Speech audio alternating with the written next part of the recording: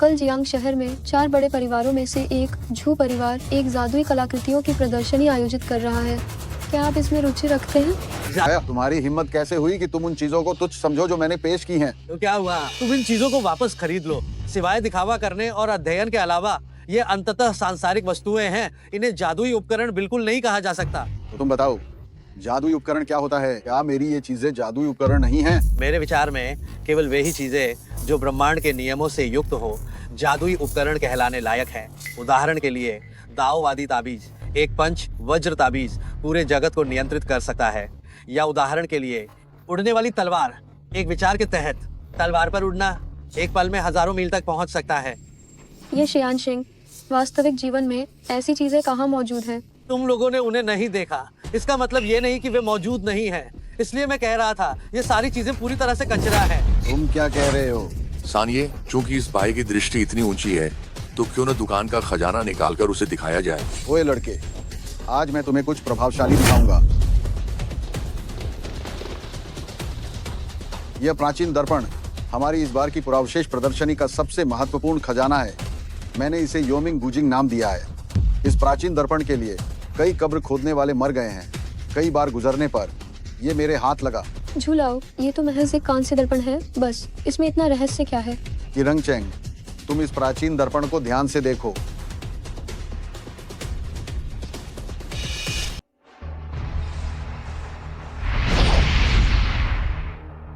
अब तुम फिर से देखो। भूतनी नहीं है। ये असंभव है। यह सिर्फ एक यिन वस्तु है जिसमें थोड़ी सी आध्यात्मिक शक्ति है। इसे जादुई कलाकृति नहीं कहा जा सकता। कोई मजा नहीं, मैं जा रहा हूँ। रुको, ये बड़ी मालकिन, ये युवा व्यक्ति जिसे तुम लाई हो उम्र में छोटा है, लेकिन उसकी जुबान बहुत लंबी है। ये शियानशिंग मेरे दोस्त हैं। वह चिकित्सा में निपुण है। उन्होंने मेरे पिता की जान बचाई है।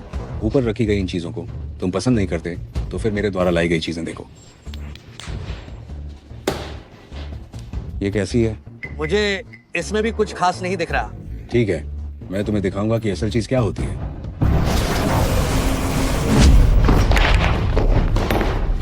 जादुई कलाकृति, ये सचमुच एक जादुई कलाकृति है। मास्टर, मैं 5 करोड़ देता हूँ। नहीं, 1 अरब। मैं पूरी जादुई कलाकृति खरीदूंगा। मैं 2 अरब देता हूँ। कैसा लगा? इस बागुआ चक्र में 8 प्रकार के विभिन्न ताबीज जड़े हुए हैं, जिससे एक छोटी रचना बनती है। छोटा सा व्यू बन जाता है और जो भी इस क्षेत्र में रहता है उसका शरीर हर पल लगातार आध्यात्मिक ऊर्जा से तृप्त होता रहता है। मुझे बिल्कुल भी उम्मीद नहीं थी कि तुम इस जादुई कलाकृति को भी जानते होगे। मानना पड़ेगा तुम्हें थोड़ा दम है। बस अफसोस ये है कि ये बागुआ चक्र अब अपनी सीमा को पार कर चुका है। ये अब और ज्यादा इस्तेमाल नहीं हो पाएगा।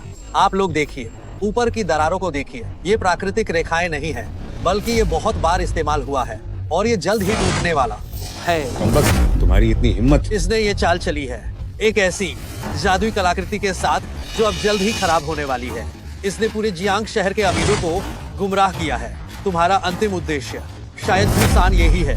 मास्टर, क्या वह जो कह रहा है सच है? ओए लड़के, तुम्हारी हिम्मत कैसे हुई मेरी पोल यहाँ पर खोलने की? क्या बात है? क्या तुम अब हाथापाई करने की तुम्हारी इच्छा है? ओए लड़के, तुमने मेरा काम बिगाड़ दिया।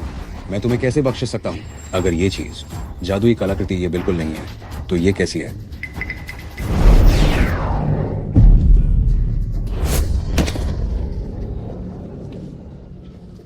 गुरुजी, ये कैसी जादूगरी है? छोकरे, क्या तुम्हें डर नहीं लग रहा? इरफान, तुम्हें फौरन जाना चाहिए, नहीं तो तुम मारे जाओगे। डरना? बस तुम जैसे एक छोटे से राक्षस। मुझे लगा था कि तुम्हारे पास कोई बड़ा कमाल होगा। तुम्हारी इतनी हिम्मत कैसे हुई? मुझे लगता है कि तुम्हारी मौत सिर पर है, फिर भी तुम्हारी जुबान इतनी तेज है।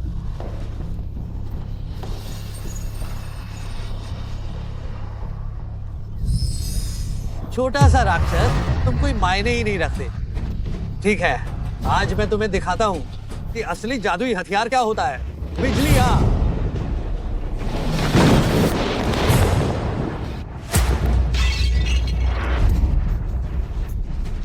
मास्टर, मैं अब और हिम्मत नहीं करूंगा। जाओ। अगर मुझे फिर कभी पता चला कि तुमने जियांग शहर में कदम भी रखा तो मैं तुम्हारी आत्मा और शरीर दोनों को नष्ट कर दूंगा। मास्टर? हाँ। ये शियानशिंग, नहीं नहीं नहीं, ये दाशी। मुझे पता है कि आपकी शक्तियां असीम हैं और आप सर्वशक्तिमान हैं। वह जिसका उपनाम झाओ है, वह तो बस एक मामूली आदमी है जो आपकी एक भी वार नहीं झेल पाएगा। झू बाओचेंग, मैं तुमसे एक बात पूछता हूँ, क्या तुम्हारा झू परिवार मेरी अधीनता स्वीकार करेगा? ये शियान सिंह, मेरा जू परिवार आपको ही सर्वोपरि मानता है। मेरा सन परिवार भी ये शियान सिंह को सर्वोपरि मानता है। मेरा कियान परिवार भी ये शियान सिंह को सर्वोपरि मानता है। अब मैंने जियांग शहर में अपनी ताकत दिखा दी है, यही सही समय है शियू को वापस लाने का।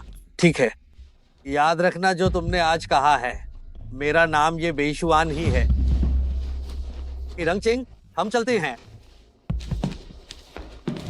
झाओ जियाजू, मैंने सुना है कि जियांग शहर में एक बहुत ही अद्भुत व्यक्ति प्रकट हुआ है जिसे ये बेशुआन कहा जाता है, जो खुद को अमर कहता है और जो स्वर्ग की बिजली को बुला सकता है। जियांग शहर के कई परिवार इस व्यक्ति को अपना नेता मानते हैं। लगता है जियांग शहर में माहौल बदलने वाला है। मैंने भी सुना है, अगर हम किसी तरह इस अमर व्यक्ति का पक्ष जीत पाए तो हम दोनों परिवार आकाश की ऊंचाइयों को छू लेंगे। लेकिन मैंने सुना है कि ये शियानजुन अपनी असली पहचान छिपाते हैं। वे तो ऐसे हैं जैसे ड्रैगन की पूंछ जो कभी दिखती ही नहीं है। ये तो किस्मत की बात है। वैसे शादी की तैयारी कैसी चल रही है? चिंता मत कीजिए झाओ जियाजू, मैंने युंडिंग तियांगोंग ग्रैंड होटल में सब व्यवस्था कर दी है। इससे मेरी बेटी और आपके बेटे की शादी में कोई देरी नहीं होगी। अच्छा, तुम कौन हो? मुझे आपके लिन परिवार के मुखिया से मिलना है, लिन ताइशान से। हमारे मुखिया हमारी बड़ी बेटी की शादी में गए हैं। लियू परिवार की बड़ी बेटी, लगता है तुम उसे बचाना चाहती हो। ये शायद जियांग परिवार को एक, अगर तुम मेरी अधीनता स्वीकार कर लो तो तुम्हें मेरे जियांग परिवार का संरक्षण मिलेगा। गारंटी है, तुम्हारे पास इतना पैसा होगा कि खर्च नहीं कर पाओगे। ऐसी ताकत होगी कि कोई तुम्हें छूने की हिम्मत नहीं करेगा। सबसे बढ़िया गाड़ी चलाओगे और सबसे खूबसूरत औरतों के साथ सो सकोगे। तो सुनो, मैं भी तुम्हें एक फायदा देता हूँ। कैसा फायदा? तुम्हारी जान बख्श दूं? ये फान, तुम वाकई में बहुत शेखी बघार रहे हो। क्या तुम्हें पता है कि मैं कौन हूँ? लगता है तुम लोग मेरे दिए हुए इस फायदे को स्वीकार नहीं करना चाहते, तो आप मुझे मजबूरी में तुम्हें हो जाए, मुझे डर था, इसीलिए मैंने खुद से पहल करते हुए ये आपको स्वयं देने आया हूँ।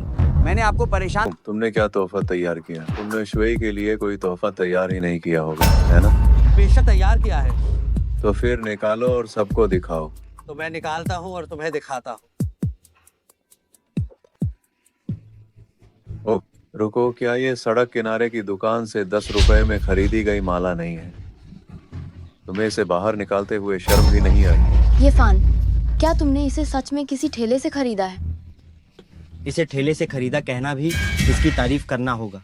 मेरा अंदाजा है कि इसे कूड़ेदान से उठाया होगा। ये फान, तुम मुझे ये मत बताना कि शुई के साल में एक बार आने वाले जन्मदिन पर तुम 100 या 80 रुपए खर्च करने को भी तैयार नहीं थे ताकि शुई को कोई ढंग का तोहफा दे सको। तुम लोग कुछ नहीं जानते, ये जो चीज है अमूल्य है। हाँ, ये बेकार की चीज, अगर इसे जमीन पर भी फेंक दो तो कोई नहीं लेगा, और तुम कह रहे हो अमूल्य है? तुम तो सच में, तुम तो बहुत ही बेशर्म हो। हम नहीं समझते, हम ये नहीं समझते। अच्छा आकियांग, तुम ये शुई को जाकर दो और शुई को मेरे कमरे में ले आओ। आओ से शुभोंगजी। रंग से आंकती है? क्या आपने नहीं सुना कि लोगों को उनके रूप रंग से नहीं आंकना चाहिए? और जी पिताजी। तुम नालायक बेटे हो। आखिर तुमने किसे नाराज किया है? शियानजुन ने मेरे और झाओ परिवार के साथ बैठक करने से मना कर दिया है। तुम अभी तुरंत घर वापस आ जाओ। क्या? पिताजी। ठीक है, ओ लड़के, आज तुम खुशकिस्मत हो। हम हिसाब बराबर करेंगे, देखते हैं।